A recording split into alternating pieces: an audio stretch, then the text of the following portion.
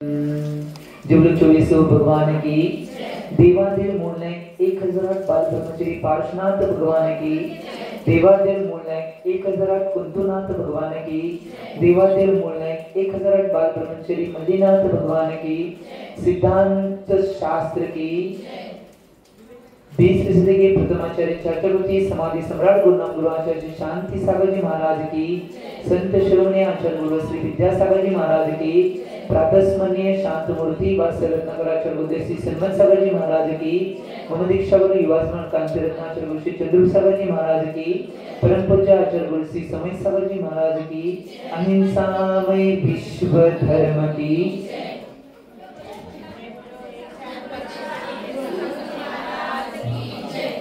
श्री राम कथा सुनाएंगे हम सुनना बालक की तरह तुम श्री शांति विद्या सन्मति के नंदन भूल अगर हो जाए तो बालक को क्षमा ही कर देना इस बालक को तुम क्षमा कर देना श्री राम कथा हम सुनाएंगे तुम अच्छी तरह इसको सुनना।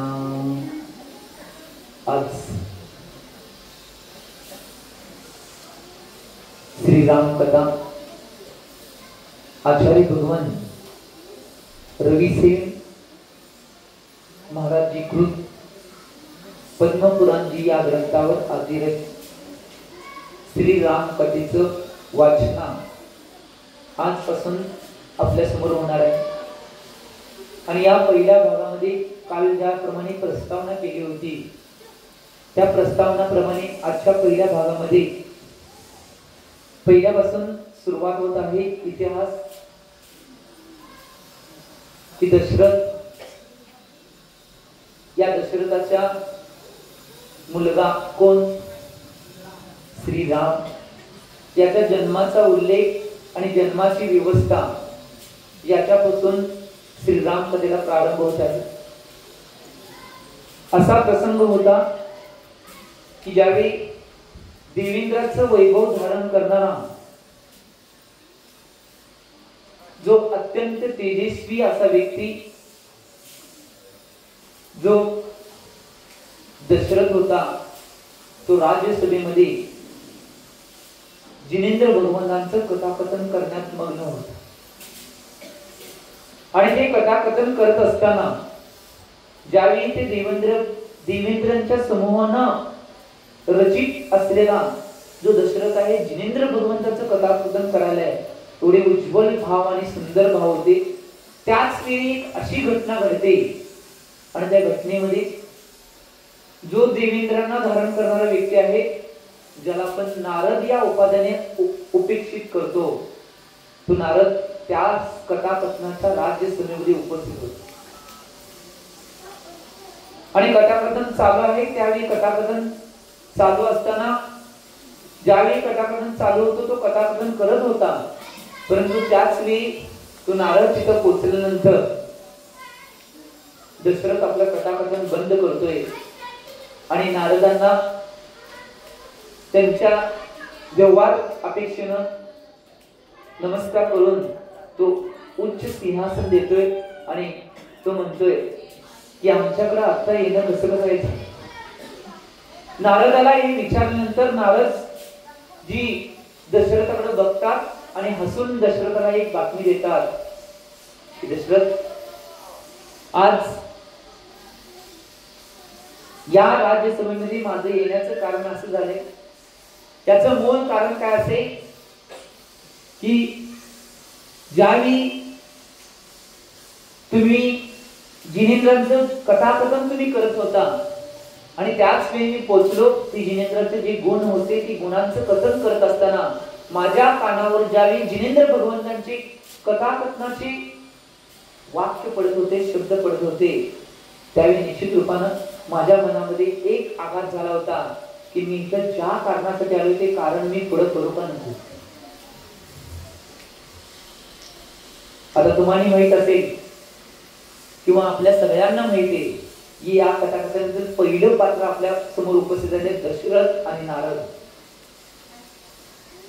जो या कथाकथन नायकांचा जो पिता आहे आणि दुसरा आहे तो तुम्हाला माहितीये बऱ्याच वेळा बऱ्याच जणांना धर्म मार्गामध्ये लावणारा आणि बऱ्याच वेळी बऱ्याच जणांना स्तब्ध करणारा असा नारद. या दोन पात्रांच्या मध्ये आपण हे कथाकथन चालू केलेलं आहे. ज्यावेळी तिथं नारद उपस्थित राहिल्यानंतर दशरथाने विचारलं की नारद अचानक तुम्ही येणं कसं केलं. त्यावेळी नारद सुद्धा अनुत्तर झाला. तो एकच म्हणतोय की सगळ्यात महत्वाची गोष्ट तुम्ही ज्यावेळी जिनेंद्र भगवंताचं कथाकथन करत होता ते शब्द ऐकून मी सांगू का नको, अजून मी संभ्रम अवस्थेमध्ये आहे. त्या दशरथ म्हणतोय हे नारदजी, आपण जे आपलं कथन सांगण्यासाठी इथे उपस्थित आहात, आपली जी उक्ती सार्थ करण्यासाठी इथे उपस्थित आहात ती उक्ती सार्थ करावी किंवा आपलं कथन आहे ती पूर्णत्वाला न्यावी. हे शब्द काढल्यानंतर त्यावेळी जो नारद आहे तो नारद अतिशय उत्कृष्ट भावनेनं, कारण की त्याची भावना त्याच्यामध्ये उत्कृष्ट होती. कोण बी कितीही काय म्हणलं सगळ्यांच्या मनामध्ये नारदाची एकच तीव्र बघून प्रतिमा बनल्या की नारद म्हणजे काय, भांडण लावणारा किंवा एकमेकांचं कार्य बिघडणारा म्हणजे नारद अशी भावना बनले. परंतु आचार्य भगवान विद्यासागर महाराजांनी मुखमाटी या महाकाव्यामध्ये नारद या शब्दाची उक्ती करत असताना नारद त्याला नारद म्हणलेला आहे. जो संसारामध्ये कधी रत होत नाही किंवा दुसऱ्यांना संसारामधून बाहेर काढणारे त्याला नारद म्हणलेला आहे. आता ती उक्ती सार्थ होण्यासाठी हे कथाकथन आपण पुढे जात आहे. तो नारद सांगतोय की मी या सभेमध्ये आलो याचं मूळ कारण कोणतं असेल तर राजन भाग्यशाली लोक जे असतात ते जिथे जाण्याची इच्छा करत असतात अशा जिन मंदिरांना आधारभूत असलेल्या अशा मेरू, गजदंत, विजयार्थ पर्वत वगैरे यांनी शुभेषित झालेल्या विदेही क्षेत्रामध्ये मी गेलो. कोण सांगायला? नारद सांगायला. दशरथाला नारद कथन करलेत की माझं इथे येण्याचं कारण काय आहे. मी विदेही क्षेत्रामध्ये गेलो होतो जिथं सगळ्या पर्वत बाकीचं नैसर्ग इतकं सुंदर आहे, परंतु सगळ्यात मोठं सुंदर नैसर्ग काय असेल तर जिन मंदिरे जी होती आणि साक्षात तिथे विराजमान असलेले तीर्थंकर याच्यामुळे सगळ्यात सुशोभित असलेली नगरी ती विदेही नगरीमध्ये मी गेलो होतो आणि तिथलं कथन करण्यासाठी मी तुमच्या तिथं उपस्थित राहिलो. त्यावेळी दशरथांना परत मनामध्ये काहीतरी कुतूहल निर्माण झालं की विदेही क्षेत्रामध्ये नारद गेले होते आणि तिथलं कथाकथन करण्यासाठी इथं का आलेलं आहे. मी तर आनंदामध्ये जिनेंद्र भगवंतांचं कथाकथन करत होतो, परंतु नारद इथं उपस्थित झाले म्हणजे निश्चित रूपानं माझ्याविषयी काहीतरी गोष्ट असणार आहे. त्यावेळी नारद सांगतात की हे राजन, मी विदेही क्षेत्रामध्ये ज्यावेळी गेलो होतो आणि त्या विदेही क्षेत्रामध्ये वेगवेगळ्या रत्नांनी सजलेली याची एक पुंडरीकिनी नावाची नगरी होती. आनंद झाला बघा. त्या विदेही क्षेत्रामध्ये जिथं साक्षात तीर्थंकर विराजमान असतात त्या नगरीचं नाव आहे पुंडरीकिनी नगरी. त्या नगरामध्ये मी ज्यावेळी गेलो आणि गेल्यानंतर त्या नगरीमध्ये श्रीमंदर स्वामींचे दीक्षा कल्याणिक पाहिलं. त्यावेळी नारद ज्यावेळी त्या विदेही क्षेत्रामध्ये पुंडरीकिनी नगरीमध्ये गेले होते त्यावेळी श्रीमंदर स्वामींचं साक्षात दीक्षा कल्याणिक पाहण्यासाठी तो नारद तिथे उपस्थित होते आणि ते दीक्षा कल्याणिक पाहिलं. आता आम्ही विचार करणं आवश्यक आहे, दीक्षा कल्याणिक होत असताना काय भावना, अंतरंगातले ते शरीरावरची आभा आणि तिथं असलेले लोक सगळेजण भावना करलेत की माझी सुद्धा दीक्षा अशी कधी होईल. तुम्ही करताय स्वप्नात. मी कालच म्हणलो दुपारच्या क्लासमध्ये झालं होतं की आम्ही चिंतन करणं आवश्यक आहे की आमच्या स्वप्नात जरी दीक्षा घ्यायची भाव झाली तर भविष्यात दीक्षा होणार आहे. लक्षात ठेवा. स्वप्नात तर आहार द्यायचे भाव करू नका, कारण की रात्री भोजन कुणाचं त्याग असते, तुमचं बी आणि महाराजांचे आहे काय, त्यामध्ये तसे भाव करू नका. आता इथला प्रसंग आहे की श्रीमंत स्वामींचं दीक्षा कल्याणी होत असताना ती भावना विदेश क्षेत्रामध्ये पुंडलिकिनी नगरीमध्ये ते साक्षात नारद विराजमान आहेत आणि ते दृश्य आपल्या समोर घेतलेलं आहे. कुशल दृश्य असेल कारण की तीर्थंकर होणाऱ्यांचं दीक्षा कल्याणी पाहायला मिळत आहे. ते सगळे आभा भगवान दीक्षा अजून भगवान व्हायच्या आधी ते सामान्य रूपामध्ये दीक्षा कल्याणी साजरे करण्याचे दीक्षा म्हणून दिगंबर वेशामध्ये ते येणार आहे. ती जी भावना बघत असताना नारदाचे भाव एवढे उत्कृष्ट होते, परंतु इकडे दशरथाचे जे भाव होते ते खाली पडत होते. दशरथ नारदाला म्हणतात, नारद तुमचं जे कथन आहे ते लवकर पुढे पुढे घ्या, की मला कुतूहल निर्माण व्हायले की तुम्ही माझ्याविषयी काय सांगणार आहे. मला दीक्षा कळली नाही की या बाकीच्या गोष्टी ऐकण्याचे आता भाव राहिले नाहीत, कारण की याचं मूळ कारण काय असेल, तुम्ही पुढची काय बातमी सांगणार आहे किंवा पुढचं कथन जे करणार आहे ते कथन मला आवश्यक आहे. त्यावेळी दीक्षा कल्याणी बघितल्यानंतर तो त्या तिथं नारद थांबलेले, वेगवेगळ्या देवांचं आगमन, देव तिथून निघून जाणे आणि या वेळी ज्यावेळी भरत क्षेत्रामध्ये ज्याप्रमाणे देवांनी मेरू पर्वतावर मुनीसुरतांचा अभिषेक केला, त्याचप्रमाणे तिथे विदेश क्षेत्रामध्ये त्या देवांनी सीमंतर भगवंतांचाही अभिषेक केला होता असे मी ऐकले. ज्याप्रमाणे मुनीसुरनाथ भगवंतांचे चरित्र सांगितले जाते, ऐकले जाते, त्याचप्रमाणे सीमंतर भगवंतांचे चरित्र त्या रूपामध्ये चालू होते. आता नारद दोन्ही कथा सांगतात तुमच्या इथं, कारण की श्रीराम ज्यावेळी जन्म घेतले होते अजून पुढे येणार आहे ते. आता दशरथाची सगळी कथा चालू आहे, श्रीरामाच्या जन्माची कथा चालू होणार आहे अजून पुढे आहे. परंतु सगळ्यात महत्वाची गोष्ट कथा कशा घडतात आणि पुराण कसं घडतंय किंवा कथांची कथानक कशा पद्धतीनं जीवनामध्ये आपलं जे चारित्र्य आहे ते पूर्ण निर्वाह करण्याचा प्रयत्न करतात, या सगळ्या गोष्टी सांगणं आवश्यक आहे. एक गोष्ट लक्षात घ्या बघा, त्यावेळीची परिस्थिती आणि आत्ताची आम्ही ऐकत असलेली परिस्थिती यात जमीन आसमान फरक आहे. परंतु आम्ही ऐकत असताना कान असे वाटत असतात की पुढं काय होणार आहे, पुढं काय होणार आहे आणि पुढं काय होणार. परंतु नारद तेच सांगायला, त्यावेळी नारदांना तिथं सांगायचं होतं, कारण की रक्षणाच्या अपेक्षेने तिथं दशरथाजवळ आले होते. त्यात ते एक घटना घडल्या होत्या, त्या घटनेजवळ मी पोहोचतोय.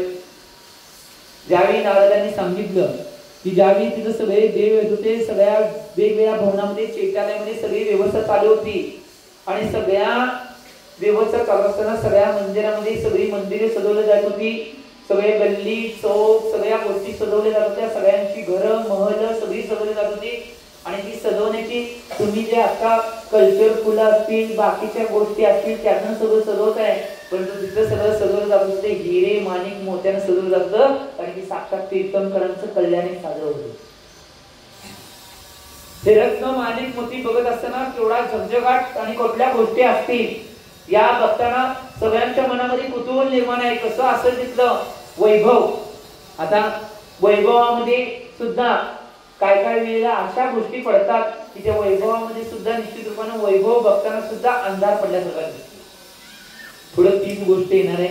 आणि हे सगळं बघितल्यानंतर नारदांना, ज्यावेळी नारदांनी त्या चैत्यालयामध्ये जिनेंद्रांचे जे तेजस्वी अकृत्रिम चैत्यालय आहे त्यांची वंदना केल्यानंतर जे देवादिदेव होते देवादेवांना नमस्कार केला आणि नमस्तो असा उच्चार शब्द केल्यानंतर दशरथाने सुद्धा तिथं नुसतं किंवा ऐकायला आहे तिथलं विदेश क्षेत्रातलं आठवून दशरथाने सुद्धा आपले हात जोडल्याने पाया पडले की ती भगवंतांची आभा तिथली कसं आहे अकृत्रिम चैत्यालयाची.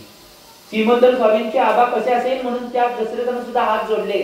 त्यावेळी दशरथाच्या मनामध्ये परत कुतूहल निर्माण झालं. दशरथ म्हणले नारदजी पुढची कथा सांगा. तुमच्या मनात बी हेच होतं महाराज पुढची कथा सांगा. त्यावेळी दशरथ जो बोलत होता तो दशरथ सांगायला की ज्यावेळी नारदाने काही खून केली म्हणजे खुनवून दशरथाला काहीतरी प्रेरित केलं, त्या प्रेरित केल्यानंतर राजा दशरथाने जी द्वारपाल आहे त्या द्वारपालांच्या सगळ्यांच्या द्वारपाल आधी सगळे राजे वगैरे त्या राज्यसभेमध्ये बसले होते, कारण की नारदांना अशी खून केली होती. त्या दशरथाला त्या खुनीतून असं करायचं होतं की सगळ्या लोकांना इथनं तुम्ही बाहेर काढा. आणि दशरथाने हे ओळखलं. दशरथाने ओळखल्यानंतर दशरथ ज्यावेळी नारदांनी ती खून केल्यानंतर दशरथाने सगळ्यांना आज्ञा दिली की द्वारपाल आदी राजे, सर्व राजे या राज्यसभेतून सगळेजण निघून जावे. सगळे राजे राजाची आज्ञा ऐकून सगळे राजे, द्वारपाल आदी सगळे सेवक तिथून त्या राज दरबारातून निघून गेले. निघून गेल्यानंतर आता ज्यावेळी नारद आणि दशरथ हे एकांतात राज्यसभेमध्ये आहेत, दोघं आमने सामने आहेत आणि आमने सामने असल्यानंतर जो महाराजा दशरथ होता त्या दशरथाला एकांतामध्ये नारद सांगू लागला की राजा, नीट ध्यान देऊन ऐका. मी तुम्हाला जी गोष्ट सांगणार आहे ती नीट ध्यान देऊन ऐका, कारण की या गोष्टीसाठी मी तुमच्या राज दरबारामध्ये उपस्थित राहिलोय. मी कुठेही असाच उपस्थित राहत नाही. कोणती तर गोष्ट तुम्हाला सांगायची आहे म्हणून या राज दरबारामध्ये मी उपस्थित आहे. त्यावेळी दशरथाचं कुतूहल परत वाढलं गेलं की आता नारद काय सांगणार आहे. नारद सांगणार आहे म्हणजे निश्चित रूपाने काय तर त्यामध्ये महत्व असणार आहे, काय तर कोणती तर गोष्ट असणार आहे. म्हणून तो नारदाला विचारला की नारद त्या दशरथाला म्हणते की दशरथ राजा जी, मी सांगते ती गोष्ट नीट लक्ष देऊन ऐका, कारण की ती गोष्ट तुमच्या हिताची आहे. हिताचे म्हणल्यावर जरा त्यानं श्वास सोडला दशरथानं. मगाच्यानं मधामध्ये कुतूहल होतो की काय गोष्ट सांगणार आहे कुणास ठाऊक, परंतु त्यानं सांगायला चालू केलं की मी ज्यावेळी त्रिकुटाचल पर्वतावर ज्यावेळी गेलो होतो त्या शिखरावर गेल्यानंतर शांतीनाथ भगवंतांच्या अत्यंत मनोरम अशा ज्या मंदिरांची वंदना मी केली. त्रिकुटचल पर्वत आहे, त्या पर्वतावर शांतीनाथ भगवंतांच्या अतिशय मनोरम्य अशा प्रतिमा आहे. त्यांची मी वंदना केल्यानंतर त्यावेळी तुझ्या पुण्याच्या प्रभावाने मी त्या ठिकाणी रावणाच्या आणि विभीषणाच्या वगैरे मंत्र्यांचा निश्चय ऐकला. जी मंत्री, रावणाची मंत्री आणि विभीषणाची मंत्री जी चर्चा करत होती ती चर्चा त्या नारदानं ऐकली होती. आता काय चर्चा आहे पुढे कुतूहल. त्या नारदानं ती चर्चा ऐकली होती की जे विभीषण आणि रावणचे मंत्री चर्चा करत होते. कारण की रावण कोण आहे तुम्हाला माहिती आहे. आता पात्रातलं तिसरं पात्र आले ज्याला दशानन म्हणतात, ते तिसरं पात्र आले. आता दोन दशरथ, नारद आणि तिसरं पात्र कोणतं आले, रावण. या पात्रांचं ज्यावेळी त्या मंत्र्यांची ज्यावेळी चर्चा चालू होती त्यावेळी चर्चेमध्ये मी होतो आणि सागर बुद्धी नावाचा जो मंत्री होता, त्या सागर बुद्धी नावाचा जो मंत्री एक होता तो निमित्त ज्ञानी होता. म्हणजे निमित्त ज्ञानाचं ज्ञान त्याला होतं. म्हणजे निमित्त ज्ञान म्हणजे काय आहे, निमित्त ज्ञान म्हणजे काय आहे, पुढच्या काळी घडणाऱ्या गोष्टी तो आधीच व्यक्ती सांगू शकतो, त्याला निमित्त ज्ञानी म्हणतात. जसं आपल्या या काळामध्ये 20व्या शतकामध्ये निमित्त ज्ञानी कोण होते तर बऱ्याच माणसांच्या सांगण्यावर बऱ्याच माणसांची कथाकथन ऐकून दोन निमित्त ज्ञानी कसे होते. एक 20व्या शतकातील प्रथमाचार्य शांतीसागरजी महाराज आणि दुसरे निमित्त ज्ञानी ते सुद्धा आपल्यातून निघून गेले, ते संत शोधनीय आचार्य भगवान विद्यासागर महाराज. असे सागर बुद्धी नावाचा निमित्त ज्ञानी होता. त्या निमित्त ज्ञानाने रावणाला काय सांगितलं होतं माहितीये काय, की दशरथाचा जो मुलगा आहे, जो दशरथाचा मुलगा होईल अजून व्हायचा आहे, परंतु त्या निमित्त ज्ञानी सागर बुद्धी नावाच्या निमित्त ज्ञानाने सांगितलं होतं कोणाला, रावणाला, की जो दशरथाचा मुलगा आहे तो दशरथाचा मुलगा तुझ्या मृत्यूस कारणीभूत होणार आहे. ही आधीच घोषणा केली होती. कुणाला, रावणाला आधीच घोषणा सांगितली होती सागर बुद्धी नावाच्या निमित्त ज्ञानानं की दशरथाचा जो मुलगा होईल त्या मुलग्याच्या हातूनच तुझी मृत्यू होणार आहे. ही बातमी सांगितल्यानंतर आता दशरथाला मनामध्ये परत कुतूहल वाढलं. त्यावेळी त्याचप्रमाणे दुसरी एक आणि बातमी होती. त्या आता दशरथ होते, एक बातमी ऐकल्या अंतरंगात आता वर खाली व्हायला लागले आणि दुसरी बातमी आणि नारद काय सांगायला. त्यावेळी दुसरी बातमी तो सांगतोय की जनकाची जी मुलगी आहे त्या जनकाची मुलगी देखील तुझ्या मृत्यूस कारणीभूत होणार आहे. एवढं ऐकण्यासाठी एवढं सगळं कुतूहल नारदानं सांगितलं. आता ते शब्द ऐकल्यानंतर ज्यावेळी हे सगळे शब्द रावणाने ऐकले होते त्यावेळी रावणाबरोबर त्याचा बंधुराज विभीषण सुद्धा होता. चौथ्या पात्याची एंट्री. तो तिथं उपस्थित असताना त्याचं बंधुप्रेम इतकं होतं की त्यानं निश्चय केला की जर या दोन व्यक्तींच्या माध्यमातून जर माझ्या बंधुराज रावणचा मृत्यू होणार असेल तर मी या पात्रांना या जगातच येऊन देणार नाही. त्याची जी वडील असतील त्या वडिलांचाच मी घात केल्याशिवाय राहणार नाही असा संकल्प कुणी बांधला असेल तर विभीषणानं बांधला. त्याच सभेमध्ये बांधला.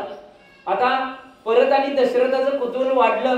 त्यावेळी नारद म्हणतोय की हे दशरथ राजा, मी तुला सूचित करण्यासाठी आलोय, मी तुला तुझं रक्षण करण्यासाठी आलोय, मी तुझे रक्षित भावना मनामध्ये ठेवून मी तुझ्याजवळ आलोय की तू तुझं आणि तुझ्या बरोबर जो जनक राजा आहे त्याचं सुद्धा रक्षण करावं या भावनेने मी इथं उपस्थित राहिलोय.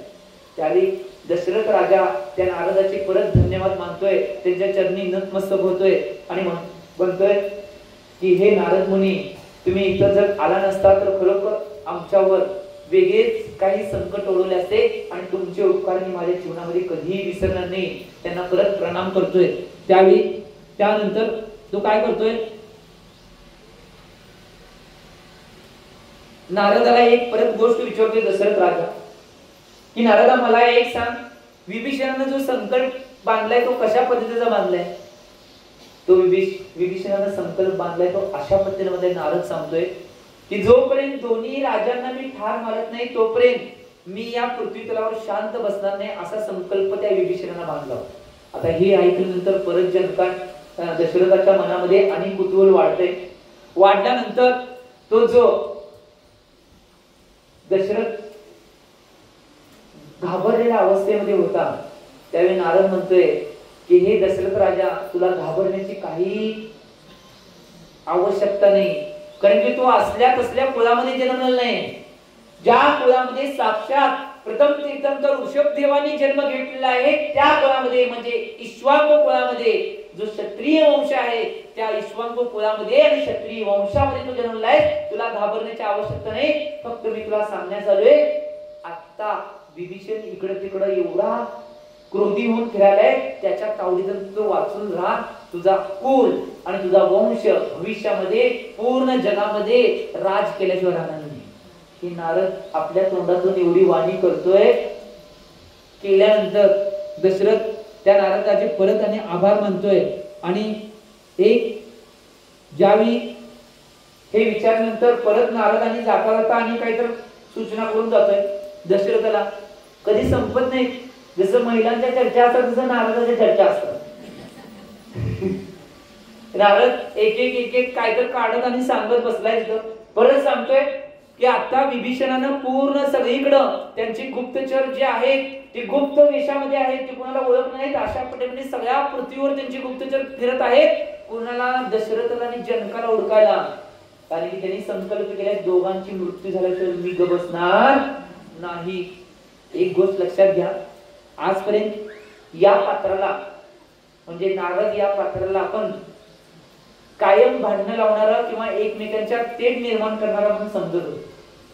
आज आचार्य भगवान रविसेन स्वामीजींनी पद्मपुराण या ग्रंथामध्ये श्री राम कथा ऐकताना या पात्राला असं उद्घाटित केलेलं आहे, आपण सुद्धा त्याचा विचार जीवनामध्ये करणं आवश्यक आहे की एक आज जर खरोखर नारद नावाचं पात्र नसतं तर श्रीराम कथा आपण ऐकलं नसतो. कारण की विभीषणानं जो पण केला होता तो पण जर सांगितलं नसता तर काय झालं असतं? झालं नसतं. कर्म सिद्धांत एक आहे. कर्म सिद्धांत जो सांगितलेला आहे तो पहिला कर्म सिद्धांत देतोय की या जगामध्ये कोण कुणाचं वाईट करू शकत नाही, कोण कुणाचं चांगलं करू शकत. त्याचं कर्म जसं आहे त्या कर्मानुसार होणारा हा कर्म सिद्धांत पहिला लागतोय. हे ऐकल्यानंतर जे सगळे ज्यावेळी सगळेजण तिथं बसले होते, सगळ्यांची अवस्था चालू होती आणि सगळ्या अवस्थेमध्ये त्या सगळ्या गोष्टी चालू होत्या. त्या सगळ्या गोष्टीमध्ये आता दशरथ पहिला काय करतोय, जनकाला बातमी पाठवतोय की अशी अशी घटना घडणार आहे आणि त्या घटनेसाठी आपण सावध राहणं आवश्यक आहे. दशरथ जनकाला ज्यावेळी बातमी पाठवल्यानंतर जनक राजा सुद्धा सावध होतोय आणि या सगळ्या गोष्टींचा विचार करून त्यावेळी जे नारद मुनींनी म्हणलेले आहे ते म्हणलेले दशरथांना परत एकदा त्या नारद मुनींना नमस्कार करून परत नारदांची जी आगवानी आहे ती आगवानी कुठे तिकडं होत होती ती तिकडं परत परतवणी ही सुद्धा केली आणि अतिशय जाता जाता परत आणि दशरथ राजांना आभार मानले आणि आता पुढच्या काळजीसाठी दशरथ राजा मनामध्ये विचार करत आहे की जी घटना आपल्याला कळलेली आहे त्याच्यावर मात करण्यासाठी मी काय करणं आवश्यक आहे. हे म्हणल्यानंतर ही डोक्यात विचार आल्यानंतर ज्यावेळी नारद मुनी तिथून निघून गेले, नारद मुनी तर असं तसं जात नाही, नारद मुनी होते ते त्यांनी आकाशामध्ये उड्डाण केलं आणि निघून गेले. त्यावेळीची पद्धत, तुमच्याकडे आता वेगळी पद्धत आहे विमान, परंतु आमच्याकडे पहिला बिन पंखाचं विमान होतं, डायरेक्ट वृद्धी सिद्धी असायच्या, डायरेक्ट आकाशामध्ये गमन. नारद मुनी गेले निघून आणि नारद मुनी निघून गेल्यानंतर त्यांनी जे दशरथ राजा होते अति वेगाने मिथिला नगरीकडे प्रयाण चालू केले. मिथिला नगरीकडे गेल्यानंतर जनकाजवळ पोहोचले आणि जनकाला सगळा नारद मुनींचा वृत्तांत सांगितला की आज आपण दोघेही आपलं जीवन आपलं प्राण दोघांचाही प्राण आणि आपले दोघांचंही जीवन धोक्यामध्ये आहे आणि याच्यावर आपण काय तर करणं आवश्यक आहे असा वृत्तांत सांगितल्यानंतर एक ज्या भव्य जीव आणि त्यांना प्राणापेक्षा अधिक प्रिय वाटत असलेले जे दोघांचे जीव होते ते वाचवण्यासाठी दोघं प्लॅनिंग करतात. तुम्ही जसं कोरोना काळामध्ये करत होता का नाही, सगळेजण केलता, सगळ्यांची इच्छा होती माझे प्राण वाचावे. जगामधला कोणीही जीव असा नाही की त्याची इच्छा असते की मरण आलं तर लगेच मी स्वीकारतो. एकच जीव आहे, पंचपरमेष्ठीमध्ये 3 पद असणारे ते जीव आहे, आचार्य उपाध्याय आणि सर्व साधू. ते कधी जीवनामध्ये कुठलाही प्रसंग जीवनामध्ये कसा बी येऊन दे त्या सगळ्या प्रसंगाला स्वीकारणारे फक्त ही 3च पद आहेत. कारण की पहिला ज्यावेळी त्यांनी दीक्षा घेत असत त्याच वेळी मनात भावना मांडली असे की माझी संलेखन कधी होईल, त्या संलेखनाला मी प्रत्येक क्षणाला तयार आहे आणि त्या संलेखनाचा अभ्यास म्हणजे दिगंबर अवस्थेचं चारित्र्य ते करत असतात. परंतु हे 2 जीव असे होते, सम्यक दृष्टी तर होते परंतु मनामध्ये थोडी कुतूहलता होती की काय होईल आणि कसं होईल. म्हणून या दोघांनी ज्यावेळी या सगळ्या गोष्टी ऐकल्यानंतर ज्यावेळी दशरथ महाराजांनी त्यांना सांगितल्यानंतर की आपल्याला जगण्यासाठी कुठली कुठली कृत्य करायला लागतात ती सगळी कृत्य करणं आवश्यक आहे हे त्यांच्या मनामध्ये आलं. तुम्ही केलं नसता, समजा तुम्हाला कोण सांगितलं असतं तुम्ही मरणार आहे, समजा म्हणलं तसं काय होऊ नये, समजा कोणतरी सांगितलं तुम्ही मरणार आहे आणि तुमचं औषध आहे ते अमेरिकेत आहे, काय करतील? सगळं घर दार विकायला लागले तरी चालेल परंतु पहिला कुठे जातील? म्हणजे बघा पहिला अमेरिकेत. का? परंतु हीच परिस्थिती दशरथ आणि जनकावर आलेली आहे. परंतु ते सुद्धा कुतूहलानं आपल्या या गोष्टी सगळ्या गोष्टी करतायत. त्यावेळी निश्चित रूपानं त्यांनी जे सगळं काय होतं ते त्रिलोकीचं राज्य नेत असले तरी त्याचा काही उपयोग नाही. कारण की एक गोष्ट लक्षात, जीवन म्हणजे सर्वस्व आहे, राज्य म्हणजे सर्वस्व नाही. त्या दोघांनी काय केलं? त्या दोघांनी शत्रूच्या संकटाचा विनाश करीपर्यंत आपण देशांतर करून अज्ञास्थितीत राहायचं म्हणून ठरवलं. आता राजा असणारा काय होते बघा, आता राजा असणारा रस्त्यावर आला. आता कहाणी मी ट्विस्ट, आम्ही जीवनात समजतोय की आमचं 5 एकर 2 एकर 10 एकर एवढं रान असलं तर आम्ही काय म्हणतोय? म्हटला तरी मी कशाला म्हणू, मी असा आहे मी तसा आहे सगळं म्हणतोय. परंतु कधी कुणाच्या कर्माचा उदय कसा येईल आणि कोण कधी खालचा वर आणि वरचा खाली होईल हे सांगता येत नाही. ही सीख इथे द्यायला लागते. त्यावेळी दोघांनी निर्णय घेतला की पण दोघही राज दरबाराचा आणि राज्य गादीचा त्याग करायचा आणि अज्ञात वेशामध्ये राहायचे. ते आता स्वतःच्या राज्यामध्ये अज्ञात वेशामध्ये एक असा वेश दोघांनी घातला की स्वतःच्या राज्यामध्ये दोघंही अज्ञात वेशात इकडे तिकडे फिरू लागले. आता काय जरी राज्यात होत असलं तर गप बघत राहायचं, काय करू शकत नाही, आदेश देऊ शकत नाही, काय करू शकत नाही, काय बोलू शकत नाही. परंतु एक आपल्या जीवाला प्राणाला वाचवण्यासाठी हा सुद्धा संघर्ष त्यांनी पत्करला होता. एक गोष्ट लक्षात घ्या, जीवनाच्या वाटेवर ज्या ज्यावेळी अशी संकट दुःख येतात त्यावेळी कुठलाही मार्ग पत्करायला लागेल तर चालेल, पण जर संकटांना घाबरायच नाही, तो मार्ग पत्करून संकटांना मात देऊन आपण आपल्या जीवनामध्ये जिंकायची, ही गोष्ट लक्षात घ्या. कितीही खडतर मार्ग, कितीही विपरीतता येऊन दे, कितीही विपरीत अवस्था आपल्या जीवनामध्ये येऊन दे, परंतु या सगळ्या विपरीततेवर मात करण्यासाठी आपण जर धाडसानं उभं राहून दुसरा जर मार्ग पत्करून त्या मार्गावर मात करण्याचा पुरुषार्थ केला तर जीवनामध्ये आपण विजयी पताका लावू शकतो. त्या दोघाही राजांनी तसंच केलं. आणि ज्यावेळी त्या दशरथ राजा ज्यावेळी त्या नगरातून बाहेर पडला, त्या मंत्र्यांची त्याने त्या दशरथ राजाने नीट परीक्षा केली. कुठला मंत्री, आता जे मंत्री दिसतील, दशरथ राजा तर आता साध्या वेशामध्ये, परंतु सगळ्या मंत्र्यांच्या आता परीक्षा करलाय. नुसता तो साध्या वेशामध्ये गेला नाही, आता अभ्यास बी चालू झाला. तो बघायला ज्यावेळी दशरथ राजा निघून गेला त्यावेळी समुद्र हृदय नावाचा मंत्री होता. तो दशरथाच्या शरीराच्या आकाराचा एक पुतळा बनवला. काय केले बघा आता, जो दशरथ होता दशरथाचा हुबेहूब दिसणारा पुतळा, समुद्र हृदय नावाचा जो राजा आहे त्यानं हुबेहूब पुतळा बनवला. आणि तो पुतळा त्याच्या मूळ शरीराशी अगदी तंतोतंत जसा मिळता जुळता होत आहे तसा पूर्ण बनवून त्यामध्ये चैतन्य टाकण्याचा प्रयत्न केला. दशरथापेक्षा वेगळा होता, लाखेचा वगैरे रस भरून त्यानं कृत्रिम रक्त निर्माण केलं. लाख माहित असेल तुम्हाला, त्या लाखेचे रक्ताची निर्मिती करून त्या पुतळ्याला कृत्रिम रक्त निर्माण करून जिवंतपणा चैतन्यपणा देण्याचा प्रयत्न केला. आणि एक गोष्ट लक्षात घ्या, हे सगळं केल्यानंतर ज्यावेळी त्या पुतळ्याला त्या ठिकाणी ठेवल्यानंतर मनुष्याप्रमाणेच तो पुतळा हुबेहूब दशरथ राजासारखा दिसू लागला. आणि त्याची त्या ज्यावेळी पूर्वीप्रमाणे जो दशरथ राजा ज्या ठिकाणी महालयामध्ये राहत होता त्या 7व्या मजल्यावर उत्तम आसनावर त्या पुतळ्याला विराजमान केले. आणि जो समुद्र हृदय मंत्री आणि तो मूर्तिकार या दोघांनाच काय ते राजा नकली आहे काय हे माहित होतं, दुसऱ्या कुणाला माहित नाही. आता जगाची रीत, जो राजा असून सुद्धा राजा कुठं आहे आणि जो राज्य सिंहासनावर बसलाय तो पुतळा हे कुणालाच माहित नाही. फक्त समुद्र हृदय मंत्री आणि जो त्याच्यामध्ये चैतन्य भरण्याचं काम करणारा कलाकार होता त्या दोघांनाच माहित होता आता काय घटना घडणार आहे हे.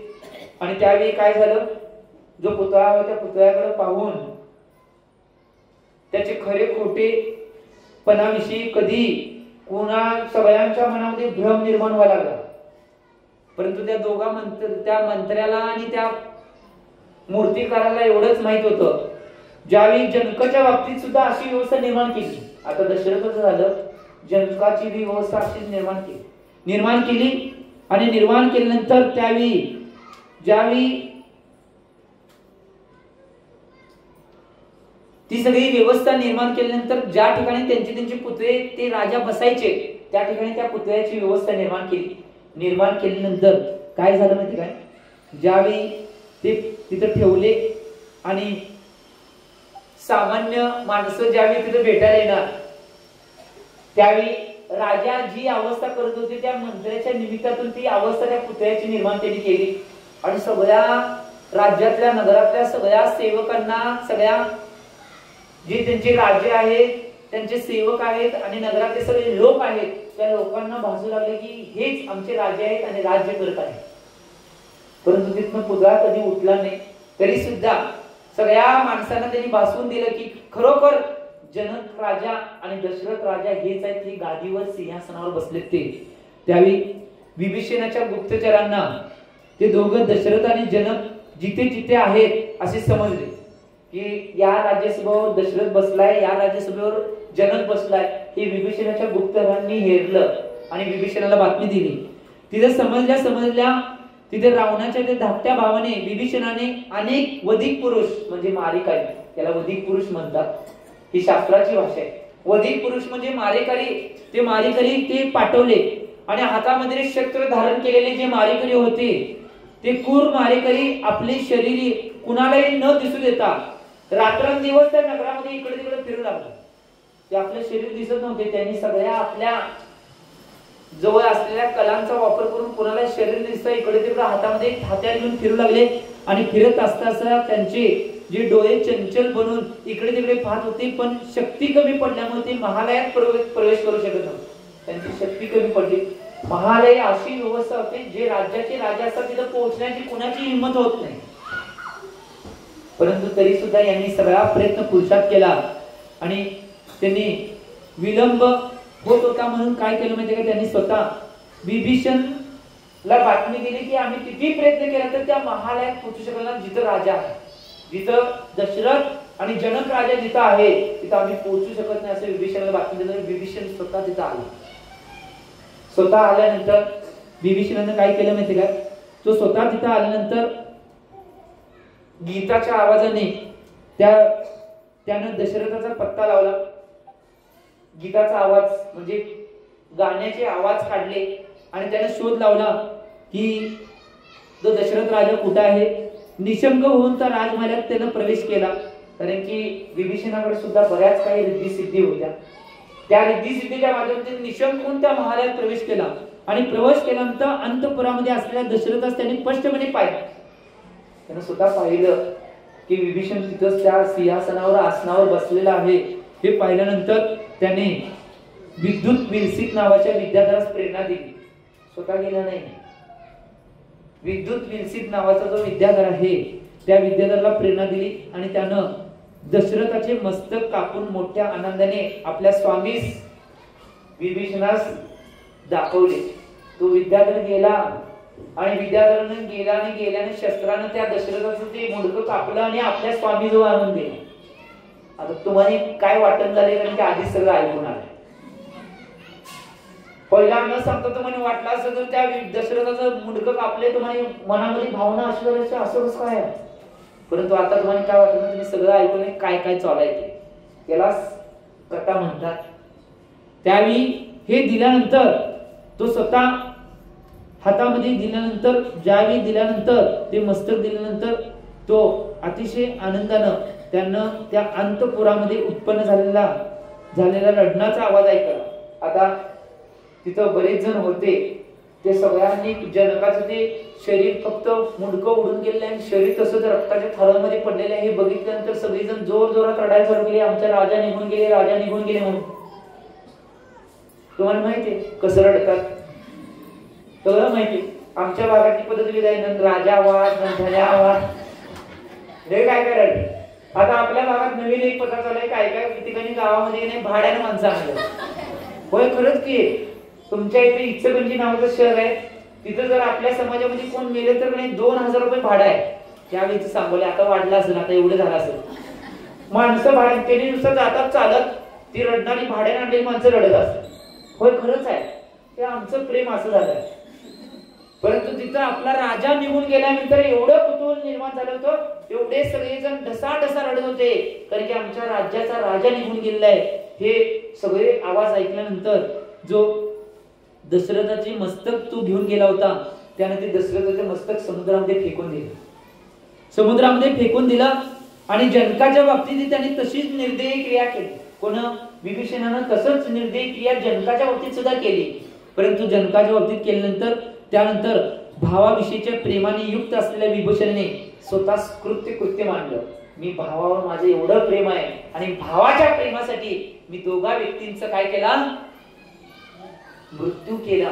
ही भावना मनामध्ये त्याच्याने तो कृत्य झाला की खरोखर आज मी धन्य का झालोय की माझ्या भावावर माझं एवढं प्रेम आहे, त्या भावासाठी मी निश्चित रूपाने भावाची परतफेड म्हणून सगळं केलेलं आहे असं तो मनामध्ये मानू लागला. कृत्य झाल्यानंतर एक गोष्ट लक्षात घ्या, तो आनंदित होऊन लंकेला गेला तो विभीषण.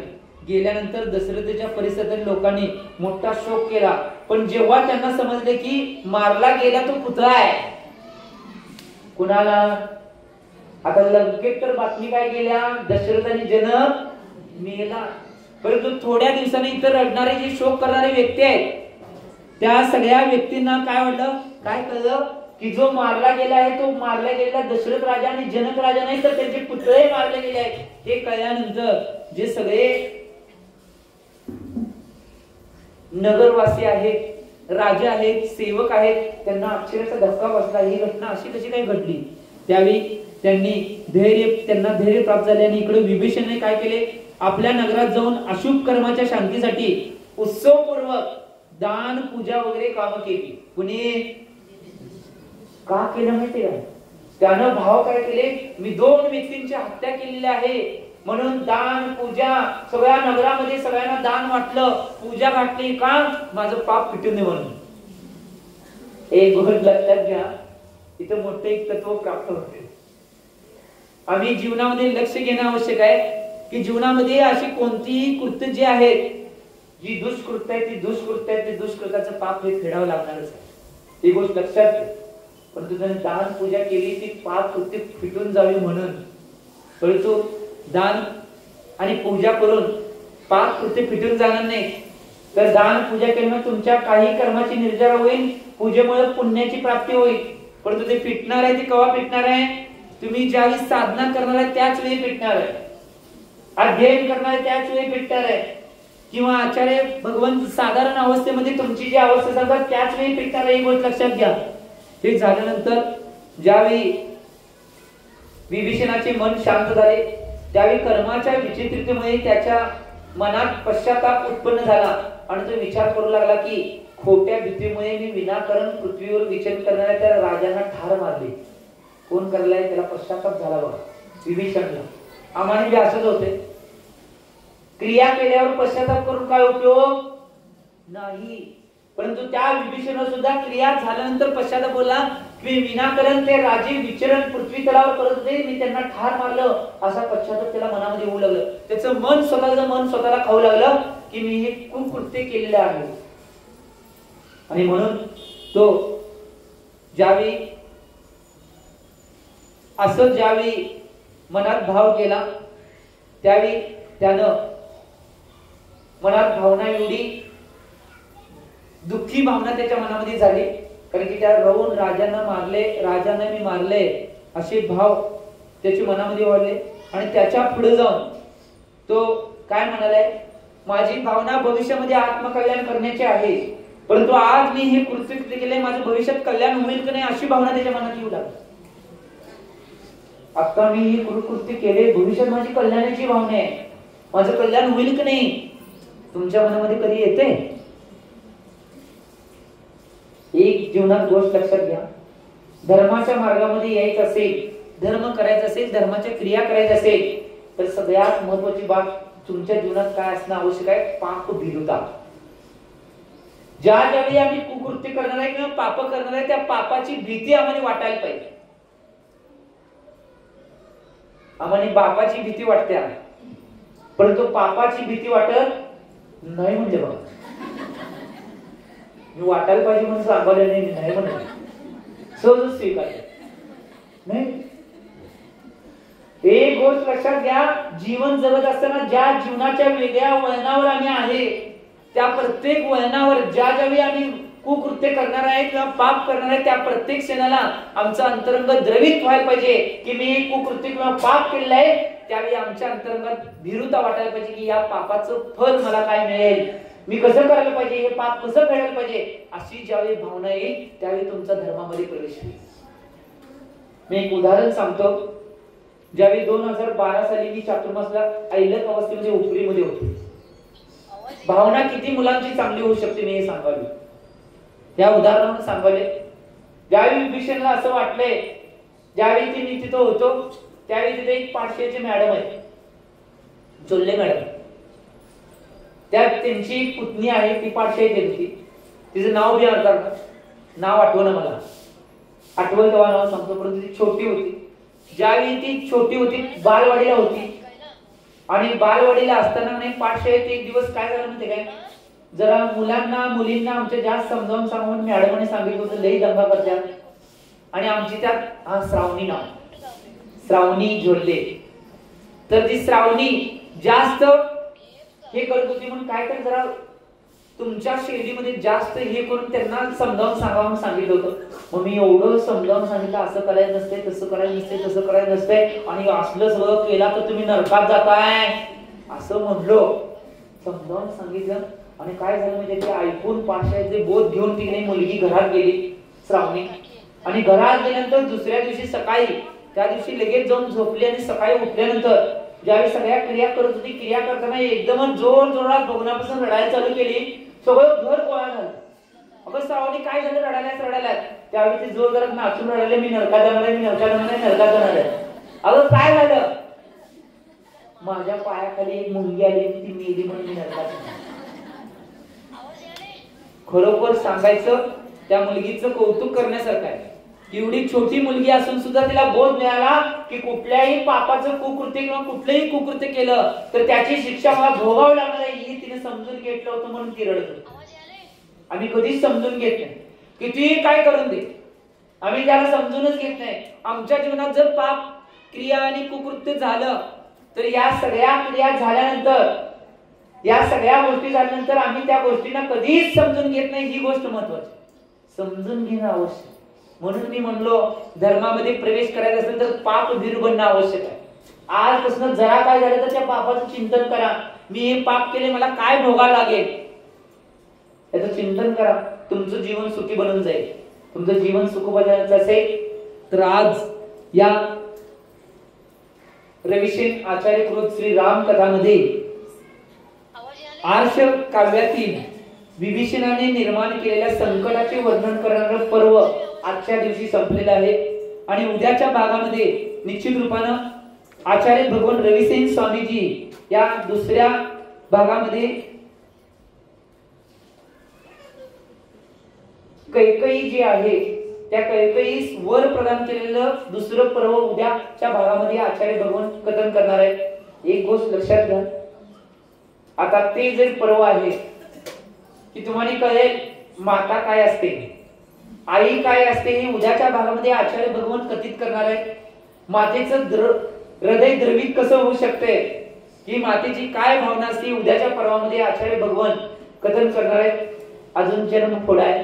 पहिला आई माहित पाहिजे, वडील माहित पाहिजे, त्यांनी काय काय सोचले हे माहित पाहिजे, मग आपल्या पुरुषाकडे आपण जाणं आवश्यक आहे. कुठला जो आदर्श व्यवहार महापुरुष आहे श्रीराम त्यांच्या कथनाकडे आपण जाणार आहे. पहिला आई वडिलांची, आज दशरथाची जी भावना होती, जी प्रभू रामचंद्र जे आदर्श पुरुष होते त्यांच्याविषयी जी भावना होती त्याच्याविषयी आज कथन आचार्य भगवान करणार. आणि उद्याच्या भागामध्ये कैकेयीचं कथन उद्याच्या भागामध्ये आचार्य भगवान करणार आहे. आपण उद्याच्या भागामध्ये त्या कथनाची सगळी जी माहिती आहे ती उद्याच्या भागामध्ये ऐकून घ्यावं. त्यामुळे तुम्ही सुद्धा या राम कथेच्या माध्यमातून जे मिळालं ते करण्याचा, जसं पुढे जाईल, जसं आदर्श पुरुषांचा जन्म होईल तसं वेगवेगळ्या सगळ्या सुक्ती तुम्हाला जाणायला ऐकायला मिळणार आहेत.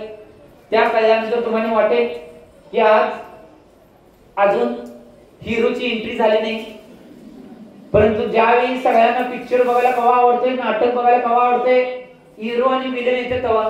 विलन तर आले, अजून हिरो यायचा. हिरो ज्यावेळी हिरोची एंट्री होईल त्यावेळी सगळी सिस्टीम कथनाची आणि त्याचा जन्म, त्याची अवस्था सगळे बघण्यास सगळ्यांना आवडते. त्यामुळे तुम्ही उद्याच्या भागामध्ये मातेचं हृदय आणि मातेची व्यवस्था उद्याच्या भागामध्ये बनाव. तुम्ही या रामकथेमधून आपल्या जीवनाला रामायण बनवून घ्यावी एवढी भावना करतो आणि वाणीला वरण करतो. जिवला आचार्य भगवान श्री सन्मतसागरजी महाराज की